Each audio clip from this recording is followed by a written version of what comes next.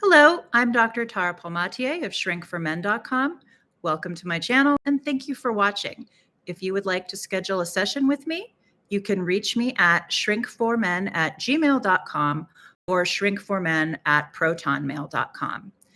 Today's video asks the question, should you wish your narcissistic or borderline ex a happy birthday? No. End of video. Just kidding, but that is the short answer. Let's get into the why of that answer. So let me pull up my, where did that window go? There we are. Nope, that's not it. Sorry, bear with me. Okay.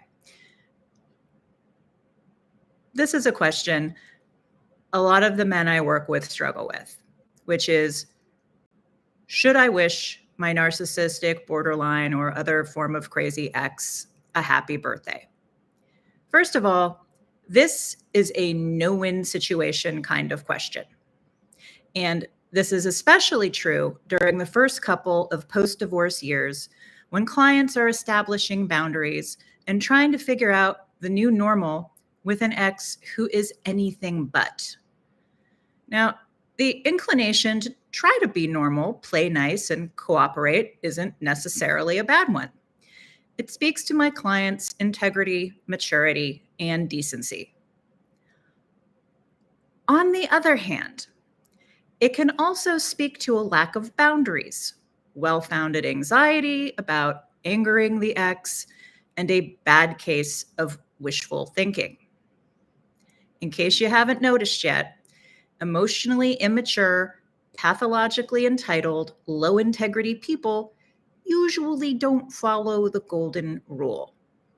They're incapable of relationships that are characterized by mutual respect, consideration, and reciprocity. So, before you answer this question, I encourage you to be very clear about why you're choosing to or not choose to wish the narcissistic or borderline ex a happy birthday. Okay. Before we get into the why of that, let's first explore what these individuals get out of creating no-win situations.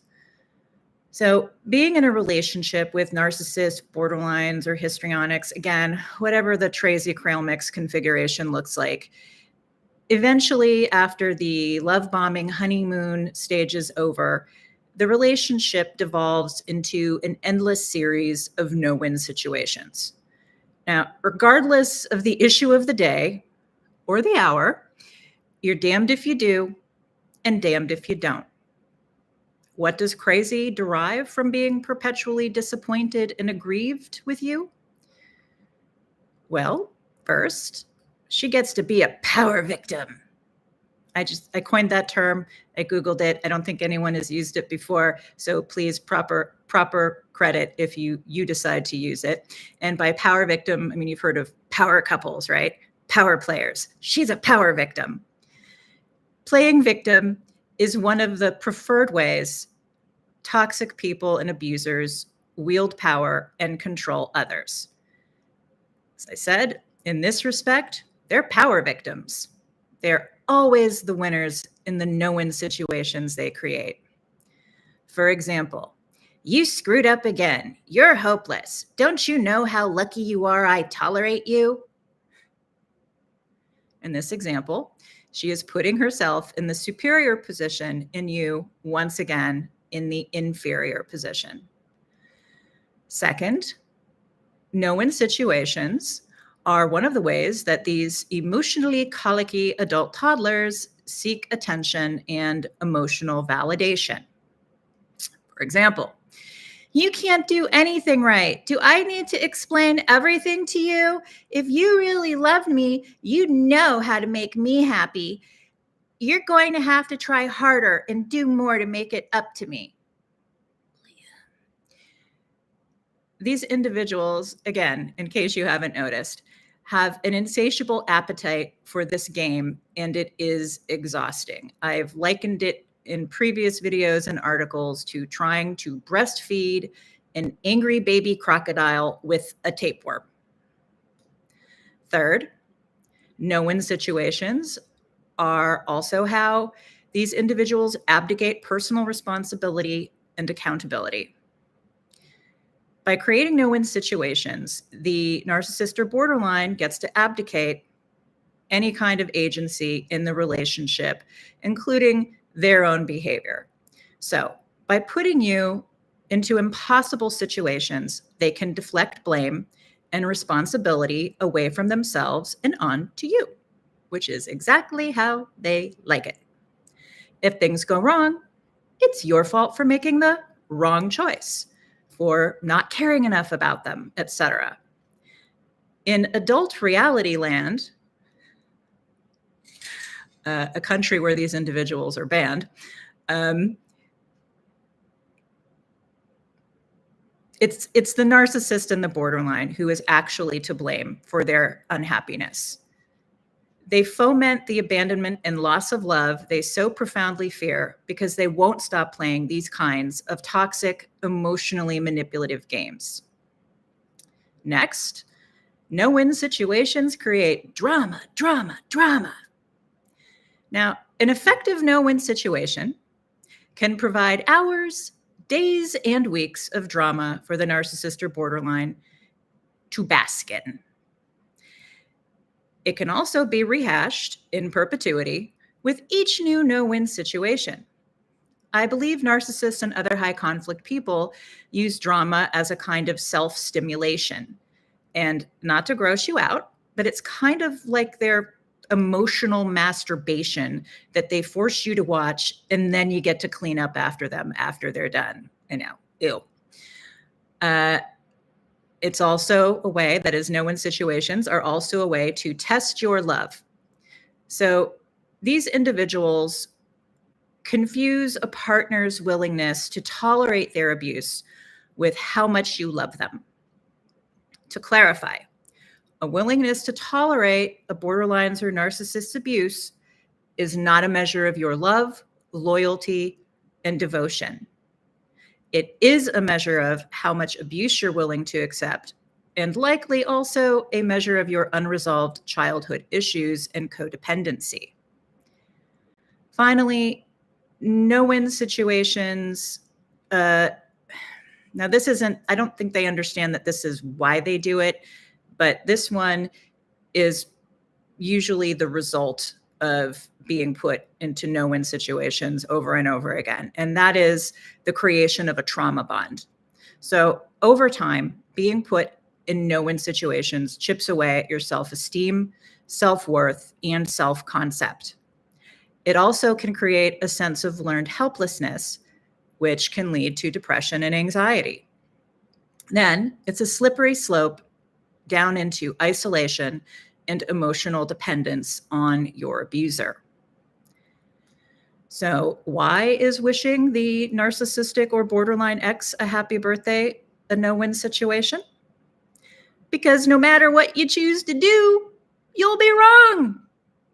For example, if you don't wish your crazy ex a happy birthday, at least what I've seen clients get is some version of this. I am the children's mother, all caps, lots of exclamation points. I can't believe you didn't wish me a happy birthday. You know, the kids can see what a piece of bleep you are. In other words, your ex is going to tell the kids what a piece of shit you are. You never loved me, all caps, do better.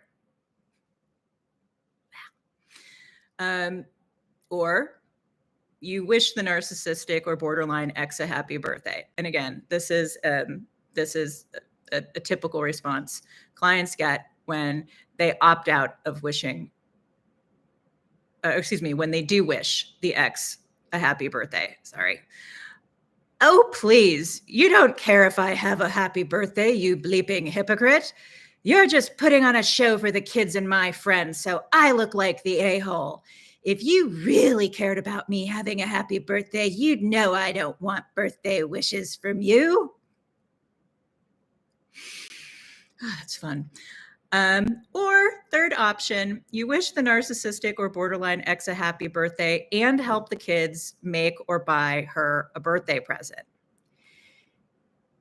You bleeping cheapskate. I almost called it. She said cheesecake. I am hungry. You bleeping cheapskate. Homemade cards and bath gel? It's bad enough you don't pay enough in alimony and child support, you deadbeat. Meanwhile, you pay exactly what's court ordered on time, so not a deadbeat. Don't expect anything from the kids on my end for your birthday. As if. And scene. True therapy story. One gentleman I work with, he's very, builds things, grows things. And one of the things he does with his kids is they tap their own maple syrup and bottle it.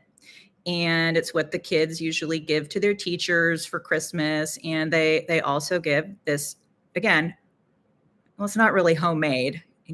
I guess you could call it homemade, maple syrup that they tap from trees on my clients, their dad's property, which I think is a way thoughtful gift. I don't know about you. I'd love to get homemade maple syrup, preserves, pickles, whatever. It's sweet, and the kids make it. And after a couple of years of this, my client's ex, through the children, using the children as a messenger, which is wrong, the kids came back to their dad and said, well, when my client asked the kids if mom liked her Christmas present, she said, well, mom said, it doesn't always have to be something homemade. You could go get her something from a store. Yeah. And who's the asshole? All right. So what should you do? For starters, make your peace with failure. If you wish her a happy birthday, you'll be the a-hole. If you don't wish her a happy birthday, you'll be the a-hole. As I advise clients, if no matter what you do will be good enough, why not do what's good for you? Namely, stop playing games you cannot win and start winning by refusing to play crazy's childish games. To that end, here's what I tell clients who struggle with the question, should I wish my narcissistic or borderline ex a happy birthday? 1, if you don't share minor children with her, why aren't you no contact? Oh, okay, I get it. Wishing her a happy birthday post-divorce or breakup is the nice thing to do. Be honest with yourself. Are you really being nice? Or are you hoping for some kind of recognition that you're really a good guy or a good gal? And if that's the case, just don't wish her or him a happy birthday. Do some work on your codependency issues. That's what I'm here for. 2, if you share custody, I recommend helping younger kids, like say 12 or under, to make cards and gifts or purchase a nominal gift. Most kids under, I don't know, what's the labor law now? I guess it depends on which state you're in. They're unemployed. Maybe they have paper routes or they babysit, but by and large, again, depending on what state or country you live in, children can't be legally employed. So when you give an extravagant gift via the kids, it feeds crazy's sense of entitlement or entitlement monster. So don't do it. It's also people pleaser doormat behavior, which is an even better reason not to do it. It will also reinforce her perception of you as someone she can manipulate and exploit. So don't do it, don't do it, don't do it. 3rd, once the kids are teens, acknowledging mom's birthday, making a gift or buying a gift, if they don't have an allowance or a job, that's on them. If your ex's love language is buy me lots of expensive stuff, you'll likely get some narcissistic injury-fueled blowback when Pharaoh's tribute isn't paid. It's just a losing proposition. It really is.